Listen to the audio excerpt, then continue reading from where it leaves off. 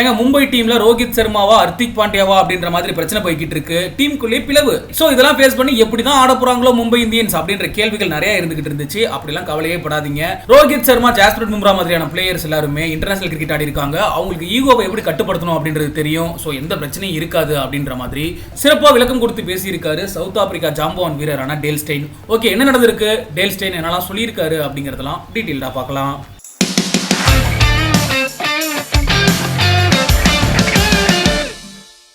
எப்பவுமே ஐபிஎல் தொடர்ல எடுத்துக்கிட்டோம் அப்படின்னா மும்பை இந்தியன்ஸ் பத்தி எல்லாத்துக்குமே தெரியும். நல்ல ஸ்டார் பிளேயர்ஸ் எல்லாருமே வாங்கிடுவாங்க, சாம்பியன் படத்தை தட்டி தூக்குவாங்க. அப்படி நான் சொல்லல, ஹர்திக் பாண்டியா சொல்லியிருந்தாரு குஜராத்தோட கேப்டனா இருக்கும்போது. அப்பவே மும்பை இந்தியன்ஸ் ரசிகர்கள் பயங்கரமா கோவப்பட்டாங்க. ஹர்திக் பாண்டியாவை பயங்கரமா விமர்சனம் பண்ணிக்கிட்டு இருந்தாங்க. ஆனா கொஞ்ச நாள்லயே மும்பை ரசிகர்களுக்கு அதிர்ச்சி அப்படின்னு தான் சொல்லணும். ட்ரேடிங் முறையில ஹர்திக் பாண்டியாவை மும்பை இந்தியன்ஸ் அணிக்கே கொண்டு வந்தாங்க மும்பை இந்தியன்ஸ் நிர்வாகம். அதை விட பெரிய அதிர்ச்சி என்ன அப்படின்னா, 5 முறை சாம்பியன் படத்தை வின் பண்ணி கொடுத்த ரோஹித் சர்மாவை கேப்டன் பதவியில இருந்து நீக்கிட்டு ஹர்திக் பாண்டியாவை புதிய கேப்டனா அறிவிச்சாங்க மும்பை இந்தியன்ஸ். இதை தான் ரசிகர்களால் ஏத்துக்கவே முடியல. என்ன காரணம் அப்படின்னா, டிராஃபியவே வின் பண்ண முடியாம தடுமாறிக்கிட்டு இருந்தாங்க மும்பை இந்தியன்ஸ் அணி. அந்த நேரத்துல கேப்டனா மாறி குறுகிய காலகட்டத்துக்குள்ளேயே 5 முறை சாம்பியன் படத்தை வின் பண்ணி கொடுத்து ஐபிஎல் தொடர்ல ஒரு மிகப்பெரிய கேப்டனா இருந்துகிட்டு இருக்காரு ரோஹித் சர்மா. அவரை நீக்கிட்டு ஹர்திக் பாண்டியாவை கொண்டு வந்தது மட்டும் இல்லாம கேப்டன் பதவியை கொடுத்தது ரசிகர்கள் மத்தியில ஏமாற்றம் ஏற்படுத்துச்சு. பயங்கரமா மும்பை இந்தியன்ஸ் ரசிகர்கள் விமர்சனம் பண்ண ஆரம்பிச்சாங்க.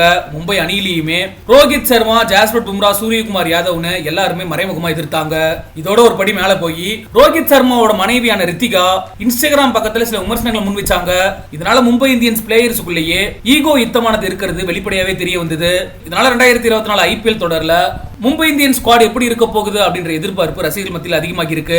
இந்த நிலையில தான் இதை பத்தி விளக்கம் கொடுத்து பேசியிருக்காரு சவுத் ஆப்பிரிக்கா ஜாம்பவான் வீரரான டேல் ஸ்டெயின். என்ன சொல்லியிருக்காரு அப்படின்னா, கேப்டன்சி மாற்றத்தை சமாளிக்கிறது அப்படிங்கிறது ரொம்பவே சவாலான விஷயம். ஏன்னா மும்பை டீம்ல இருக்கக்கூடிய எல்லா பிளானுமே புதுசா மாறும். அதனாலதான் மும்பை இந்தியன்ஸ் நிர்வாகமுமே அவங்களோட பிராக்டிஸ் செஷனை முன்னாடியே தொடங்கி இருக்காங்க.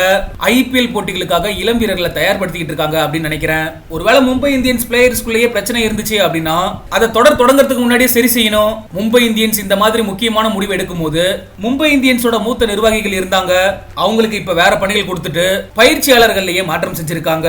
நான் கேட்கக்கூடிய நினைக்கக்கூடிய சம்பவங்கள் எதுவுமே நிச்சயமா பார்க்க முடியாது. ஏன்னா இன்டர்நேஷனல் மேட்ச் விளையாண்ட பிளேயர்ஸ்க்குலாம் ஈகோவை எப்படி கட்டுப்படுத்தணும் அப்படிங்கிறது நல்லாவே தெரியும். ஜாஸ்பிரிட் பும்ரா, ரோஹித் சர்மாலாம் நிறைய மேட்சஸ் விளையாடி இருக்காங்க. இதனால மும்பை இந்தியன்ஸை பத்தி நீங்க கவலைப்படவே தேவையில்லை அப்படின்னு சொல்லி டேல் ஸ்டெயின் விளக்கம் கொடுத்து பேசியிருக்காரு. என்னதான் 5 முறை சாம்பியன் படத்தை வின் பண்ணியிருந்தாலும் கூட மும்பை இந்தியன்ஸ் அணி கடந்த 3 ஆண்டுகளா பயங்கரமா சொதப்பி இருக்காங்க. குறிப்பா பாயிண்ட்ஸ் டேபிள்ல கடைசி இடம் பிடிச்சதெல்லாம் பார்க்க முடிஞ்சது.